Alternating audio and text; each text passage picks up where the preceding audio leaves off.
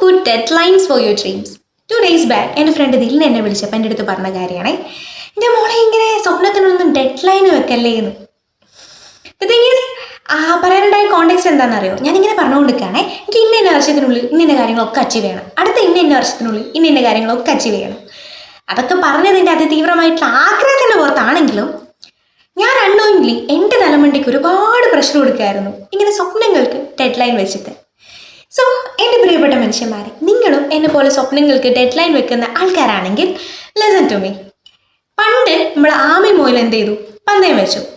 ആമയ്ക്ക് ആദ്യം അറിയായിരുന്നു മൊയിലിന് ഭയങ്കര ഫാസ്റ്റാണ്, എന്തായാലും മൂപ്പരാണ് ഈ റേസിൽ വിൻ ചെയ്യാൻ പോണേന്ന്. പക്ഷേ ആമ എന്ത് ചെയ്തില്ല? പിന്മാറിയില്ല, പേടിച്ച് പിന്മാറിയില്ല. ആ റേസിൽ പങ്കെടുക്കാൻ തന്നെ തീരുമാനിച്ചു. ആൻഡ് ലേറ്റർ റേസ് തുടങ്ങി കഴിഞ്ഞപ്പോഴും പകുതി ആ മൊയിൽ എത്തുമ്പോൾ തന്നെ ആമയ്ക്ക് ഓക്കെ, എന്തായാലും ഇനി മൂപ്പരല്ലേ ജയിക്കുന്നത്, ഞാൻ ഇനി മതി എന്ന് പറഞ്ഞാൽ അപ്പോഴും ആമ എന്ത് ചെയ്തില്ല? പിന്മാറിയില്ല. ദാറ്റ് മീൻസ് ആമ മത്സരിച്ചത് ആരുമായിട്ടാ? മൊയിലായിട്ടാണോ? അല്ല. ആമയ്ക്ക് ആമൻ്റെ ലക്ഷ്യസ്ഥാനത്ത് എത്തണമെന്നേ ഉണ്ടായിട്ടുള്ളൂ. അതിന് സെൽഫായിട്ട് താൻ എന്താണോ എനിക്ക് പറ്റൂല എന്ന് വിശ്വസിച്ചത് അത് മാറ്റണം എന്നേ ഉണ്ടായുള്ളൂ. പക്ഷെ മൊയിൽ എന്താ ചെയ്തേ?